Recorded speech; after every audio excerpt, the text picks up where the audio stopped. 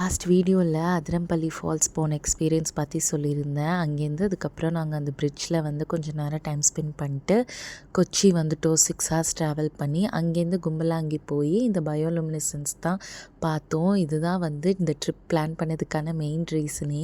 ரொம்ப நாளாக எங்களோட பக்கெட் லிஸ்ட்டில் இருந்தது. ஃபைனலாக நாங்கள் வந்து அதை எக்ஸ்பீரியன்ஸ் பண்ணோம். ரொம்ப பயமாக இருந்தது. எங்களுக்கான ப்ரீவியஸ் டே ஸ்லாட்லலாம் தெரியல அப்படின்னு சொன்னாங்க. ஏன்னா மழை நல்லா பெஞ்சதுனால தண்ணியில் வந்து அந்த லைட் தெரியாது அப்படின்னு சொன்னாங்க. பட் எங்களுக்கு லக்கிலே அன்றைக்கி வந்து அழகாக தெரிஞ்சுது. நாங்கள் வந்து அந்த போட்டில் தான் போயிருந்தோம். ஒரு ஆளுக்கு 500 அந்த எங்களோட ஸ்லாட் வந்து 9:30க்கு இருந்தது. நல்லா பிட்ச் பிளாக்கில் அந்த லைட் வந்து நல்லா ப்ளூ கலரில் அழகாக தெரிஞ்சுது. சூப்பராக இருந்தது. One of the surreal experience தான்.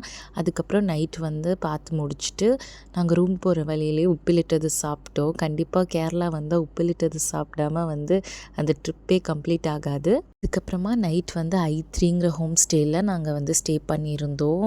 நைட்டுக்கு வந்து 1200 ருபீஸ். நான் ஏசி தான். பட் வந்து அன்றைக்கி நல்ல மழை இருந்ததுனால சில்லுன்னு இருந்தது. ஒரு நார்மலான ரூம் தான். பட் ரொம்ப கம்ஃபர்டபுளாக நீட்டாக பாத்ரூம்லாம் வந்து நல்லா நீட்டாகவே இருந்தது. அண்ட் பால்கனியோடு இருந்துச்சு. பட் எங்களுக்கு எங்கள் ரூம் பால்கனியை விட எங்களோட இன்னொரு ரூம் பால்கனி ரொம்பவே பெருசாக இருந்த மாதிரி இருந்தது. நைட்டு டயர்டில் நல்லா தூங்கியாச்சு. நெக்ஸ்ட் டே மார்னிங் தான் வந்து கொடுத்த காஃபியோட இந்த பால்கனி வியூலாம் ஓப்பன் பண்ணி என்ஜாய் பண்ணிகிட்டு இருந்தோம்.